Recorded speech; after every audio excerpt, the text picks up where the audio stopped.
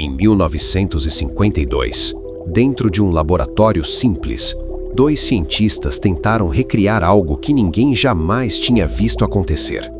Eles não buscavam um novo elemento, nem uma nova partícula. O objetivo era muito mais ambicioso e, para muitos, absurdo: fazer a vida surgir a partir da não-vida. Não em milhões de anos, não em oceanos primitivos reais, mas ali, dentro de frascos de vidro, fios elétricos e gases comuns. Era um experimento que, segundo quase todos os critérios científicos da época, não deveria funcionar. Mas funcionou. No início do século XX, a ciência já havia derrubado muitos mitos antigos, mas um permanecia quase intocado. De onde veio a vida? Durante séculos, essa pergunta pertencia mais à filosofia e à religião do que à ciência. A biologia explicava como a vida funcionava, como se reproduzia e evoluía, mas não conseguia explicar como tudo havia começado. A ideia de que moléculas simples pudessem sozinhas se organizar até formar algo vivo parecia implausível demais.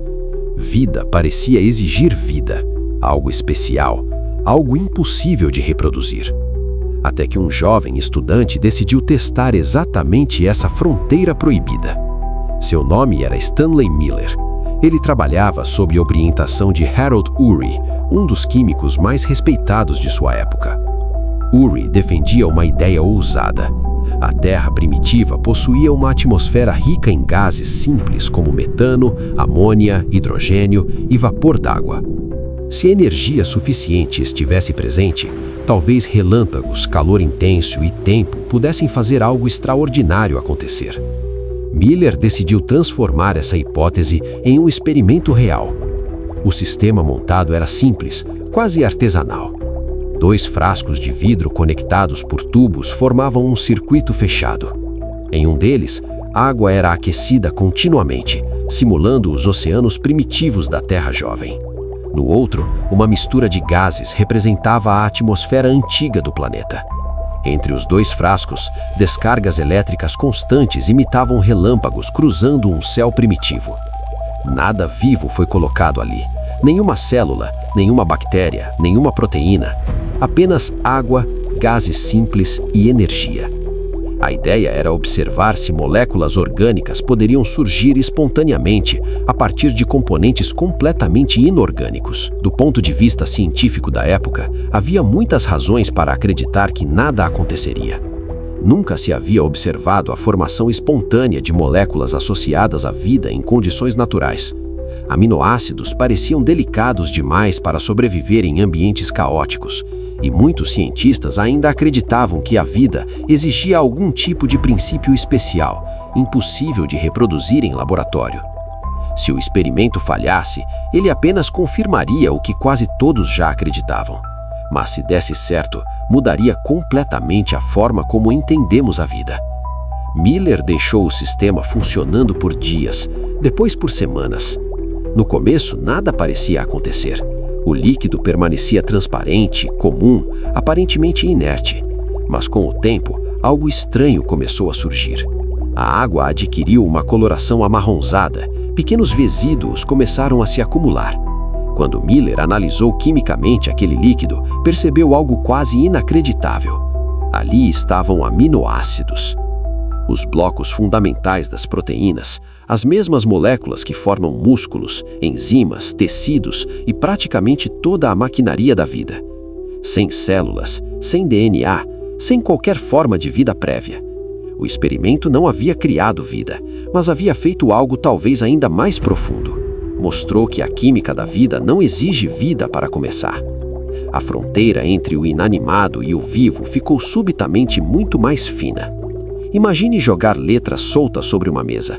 Você não espera formar palavras, muito menos frases completas.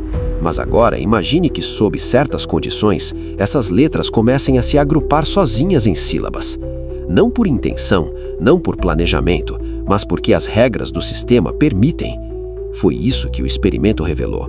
A química, quando submetida às condições certas, tende naturalmente à complexidade. A publicação dos resultados causou impacto imediato. Não apenas entusiasmo, mas também resistência. Muitos cientistas questionaram se a atmosfera primitiva realmente tinha aquela composição. Outros lembraram que aminoácidos ainda não são vida. Eles estavam certos, mas algo fundamental havia mudado. A pergunta científica deixou de ser "a vida pode surgir?" e passou a ser "em quais condições a vida pode surgir?" Esse experimento abriu um novo campo de pesquisa, o estudo da abiogênese. Décadas depois, amostras originais do experimento foram reanalisadas com tecnologias modernas. Os resultados eram ainda mais impressionantes. A diversidade de moléculas formadas era muito maior do que se imaginava nos anos 50. O experimento, que parecia simples demais, havia sido subestimado. Ele não era um truque de laboratório, era um modelo conceitual poderoso. E suas consequências foram além da Terra. Se moléculas orgânicas podem surgir naturalmente em ambientes primitivos, então planetas antigos, luas geladas com oceanos subterrâneos e até mundos distantes podem ser quimicamente férteis. A vida deixou de parecer um milagre isolado. Passou a ser uma consequência natural das leis da física e da química. É importante dizer, o experimento não explica tudo. Ele não mostra como surgiram as primeiras células, nem como o DNA apareceu, nem como sistemas biológicos complexos se organizaram completamente. Mas a ciência não avança com respostas finais, ela avança abrindo portas. E essa porta jamais voltou a se fechar. Dentro de frascos de vidro, sem intenção, sem consciência e sem vida prévia, a matéria deu seus primeiros passos rumo à biologia.